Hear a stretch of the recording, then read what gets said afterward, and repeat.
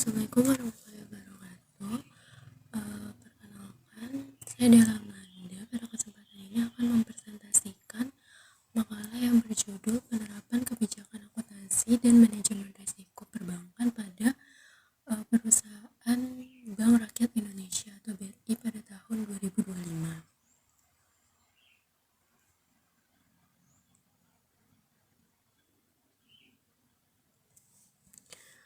Yang pertama ini, latar belakang dari makalah ini adalah pentingnya peran perbankan dalam perekonomian, terutama sebagai perantara keuangan yang mendukung pertumbuhan ekonomi dan inklusi keuangan. Seiring perkembangan teknologi dan regulasi, bank dituntut untuk menerapkan kebijakan akuntansi yang tepat serta manajemen risiko yang baik. Adapun tujuannya itu adalah untuk menjelaskan praktik akuntansi yang digunakan, menganalisis manajemen risiko, serta memberikan kesimpulan yang mudah dipahami terkait kinerja perbankan.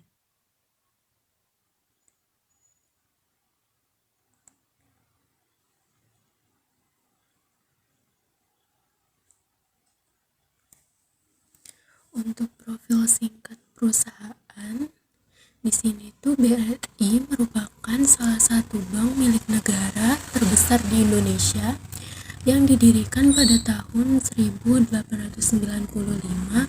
dan dikenal fokus pada pembiayaan sektor UMKM. Nah, hingga tahun 2025 ini BRI memiliki total aset lebih dari 2.135 triliun dan laba bersih sekitar 57 triliun. Selain itu juga, BRI memiliki jaringan yang sangat luas dengan ribuan kantor serta jutaan agen dealing, sehingga mampu menjangkau masyarakat hingga ke daerah terpencil.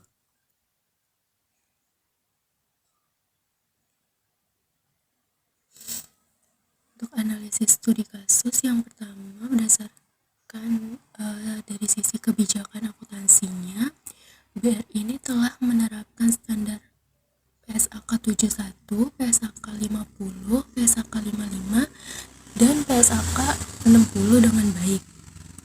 Seluruh aset keuangan seperti kas, giro, penempatan, dan kredit itu dicatat menggunakan metode amortised cost.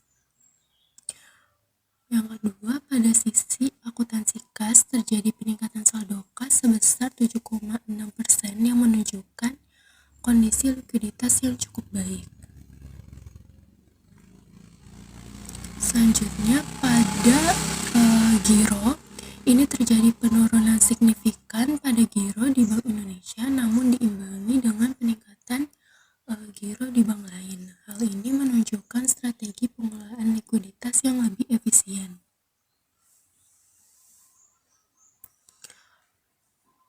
Yang keempat, pada penempatan dana ini terjadi penurunan yang menandakan bahwa BRI ini lebih mengoptimalkan penggunaan dana agar tidak menganggur.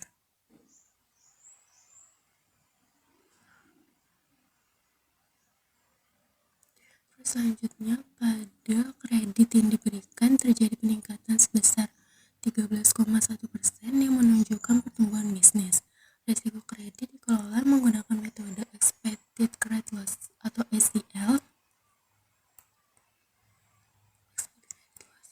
dengan cadangan kerugian yang cukup besar.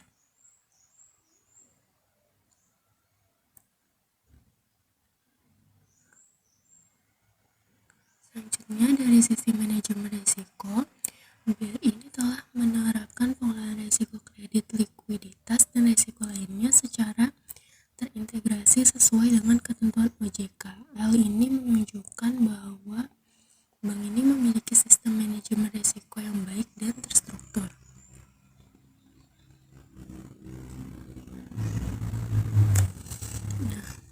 Sebagai kesimpulan, BRI telah menerapkan kebijakan akuntansi dan manajemen risiko secara baik dan sesuai dengan standar yang berlaku. Hal ini tercermin dari laporan keuangan